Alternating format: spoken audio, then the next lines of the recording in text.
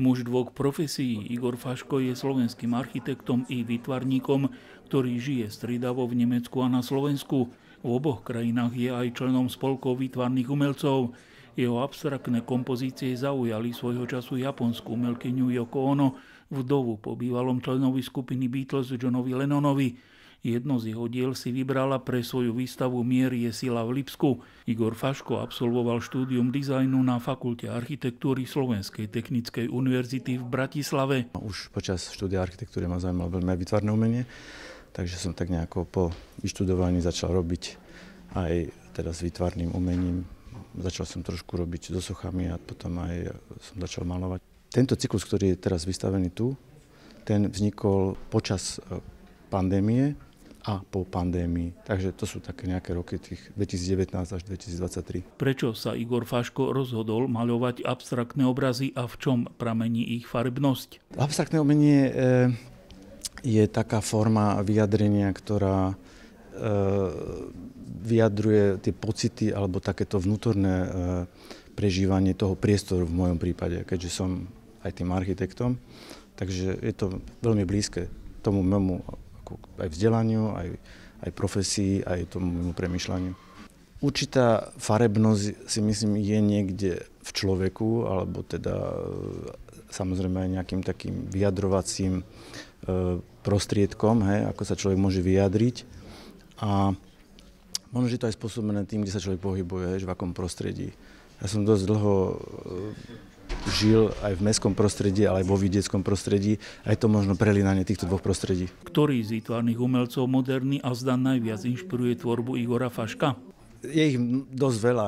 Asi nerád by som teraz povedal len jedného. Začnem tými slovenskými.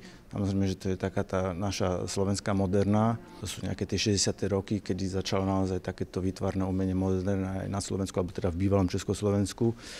A potom aj tu samozrejme v Nemecku je mnoho, ale môžem teraz spomenúť Gerharda Richtera, samozrejme, ten má teraz zhodou okolností aj výstavu tu v Berlíne, v Nationalgalerii.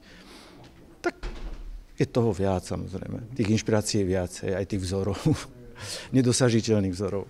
Ako sa rodila výstava v Slovenskom inštitúte v Berlíne?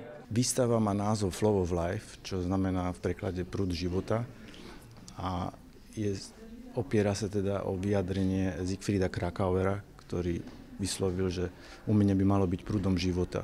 Preto aj ten názov zvolila aj kurátorka, pani Kotočová. Ono to vznikalo, ako som už spomenul na začiatku nášho rozhovoru, počas pandémie, aj po pandémii.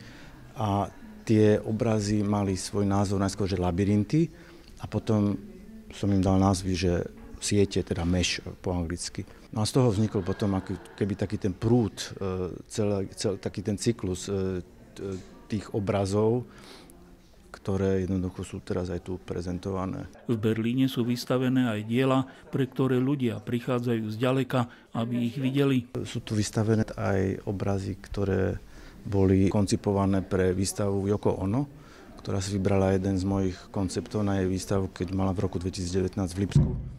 Robila tam taký water event na začiatku tej svojej výstavy.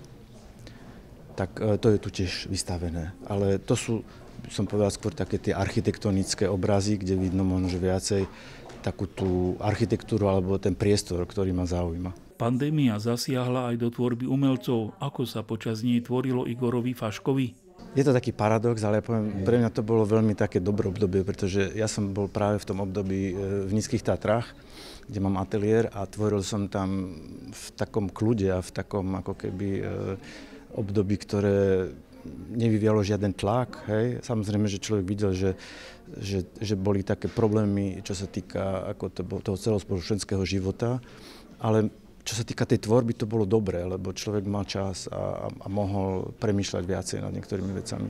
Tak stojíme tu vedľa týchto dvoch obrazov, to sú dva meše, alebo teda tie siete, ako som spomenul.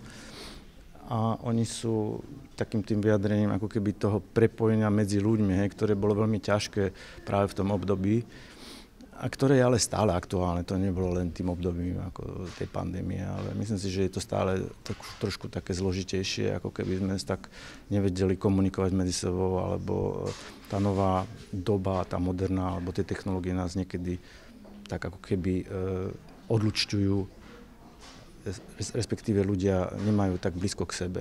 Tak je to možno taký nejaký môj názor na to, na to takéto prepájanie aj medzi ľuďmi. Má to viacej významu.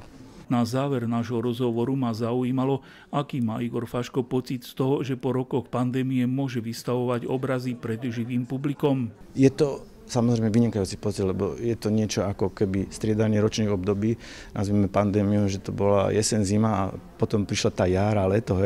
Samozrejme, že vtedy človek znovu začína poriadne žiť a chce sa prezentovať a chce sa stretávať s ľuďmi, tak samozrejme, že to je taký ľudský rozmer, že ľudia chcú byť spolu a chcú sa rozprávať naživo ako formou analogovou a nie tou digitálnou. A to sú vlastne možno aj tie najnovšie obrazy, ktoré sú tu teraz vystavené, ktoré som nazval ako, som si pomohol, poviem, takouto alchymistickou témou a volajú sa, že Materia prima alebo Mercurius, a ktoré vychádzajú tiež, poviem, z toho prúdu života. Že niečo je dané, ktoré nám je také, je to podstatné pre ľudí a nemali by sme sa toho vzdávať. Možno, že aj to je taký odkaz v tej mojej tvorbe, že jednoho, buďme ľudia, buďme k sebe ľudskí a pomáhajme si a skrátka žijme ten život, pretože život je vlastne vzácnosť. Diela slovenského architekta a výtvarníka Igora Faška budú vystavené v hlavnom meste Nemecka do 16. júna.